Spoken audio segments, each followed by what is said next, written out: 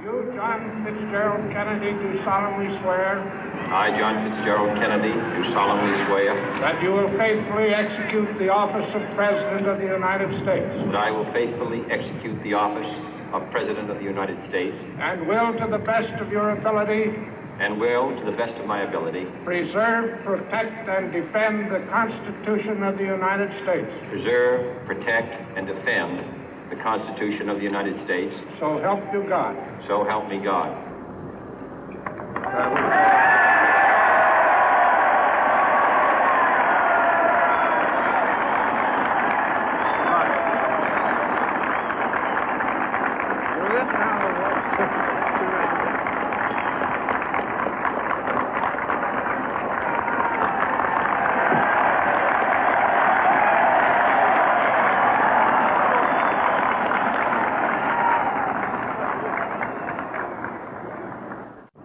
Vice President Johnson, Mr. Speaker, Mr. Chief Justice, President Eisenhower, Vice President Nixon, President Truman, Reverend clergy, fellow citizens. We observe today not a victory of party, but a celebration of freedom, symbolizing an end as well as a beginning, signifying renewal as well as change. For I have sworn before you and Almighty God the same solemn oath our forebears prescribed nearly a century and 3/4 ago. The world is very different now, for man holds in his mortal hands the power to abolish all forms of human poverty and all forms of human life. And yet the same revolutionary beliefs for which our forebears fought are still at issue around the globe. The belief that the rights of man come not from the generosity of the state, but from the hand of God. We dare not forget today that we are the heirs of that first revolution. Let the word go forth from this time and place to friend and foe alike that the torch has been passed to a new generation of Americans born in this century, tempered by war, disciplined by a hard and bitter peace, proud of our ancient heritage, and unwilling to witness or permit the slow undoing of those human rights to which this nation has always been committed and to which we are committed today at home and around the world.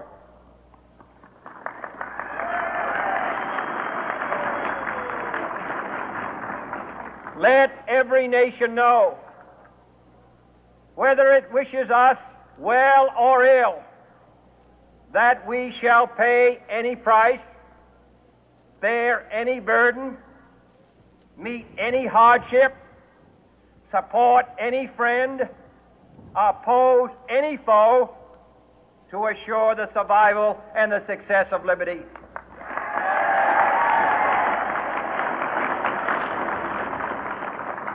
This much we pledge and more. To those old allies whose cultural and spiritual origins we share, we pledge the loyalty of faithful friends. United, there is little we cannot do in a host of cooperative ventures. Divided, there is little we can do, for we dare not meet a powerful challenge at odds and split asunder. To those new states whom we welcome to the ranks of the free, we pledge our word that one form of colonial control shall not have passed away, merely to be replaced by a far more iron tyranny. We shall not always expect to find them supporting our view, but we shall always hope to find them strongly supporting their own freedom, and to remember that in the past, those who foolishly sought power by riding the back of the tiger ended up inside.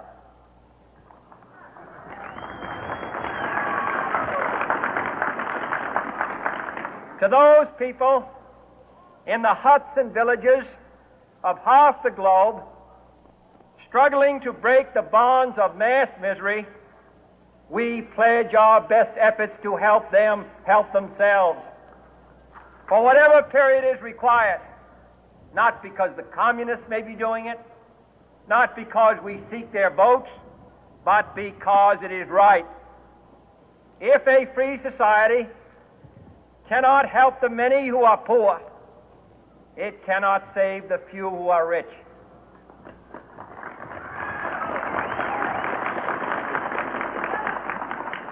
To our sister republics south of our border, we offer a special pledge to convert our good words into good deeds, in a new alliance for progress, to assist free men and free governments in casting off the chains of poverty. But this peaceful revolution of hope cannot become the prey of hostile powers. Let all our neighbors know that we shall join with them to oppose aggression or subversion anywhere in the Americas. And let every other power know that this hemisphere intends to remain the master of its own house.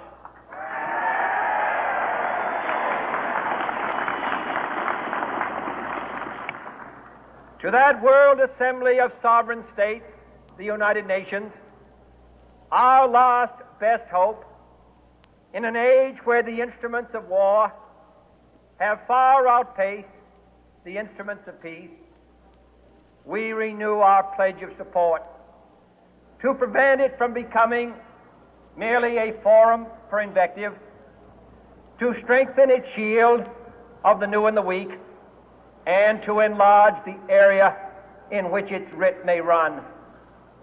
Finally, to those nations who would make themselves our adversary, we offer not a pledge, but a request that both sides begin anew the quest for peace.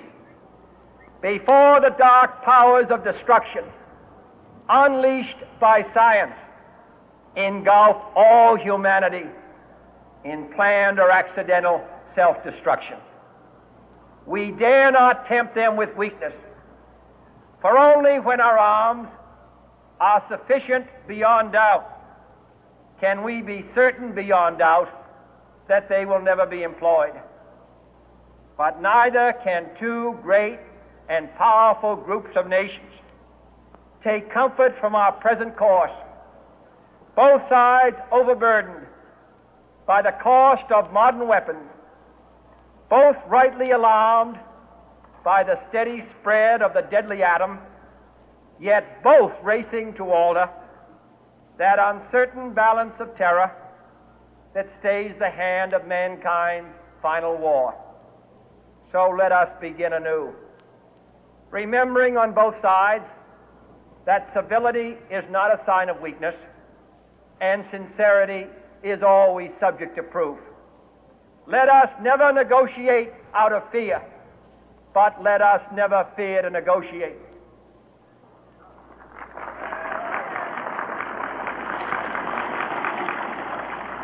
Let both sides explore what problems unite us, instead of belaboring those problems which divide us. Let both sides, for the first time, formulate serious and precise proposals for the inspection and control of arms, and bring the absolute power to destroy other nations under the absolute control of all nations.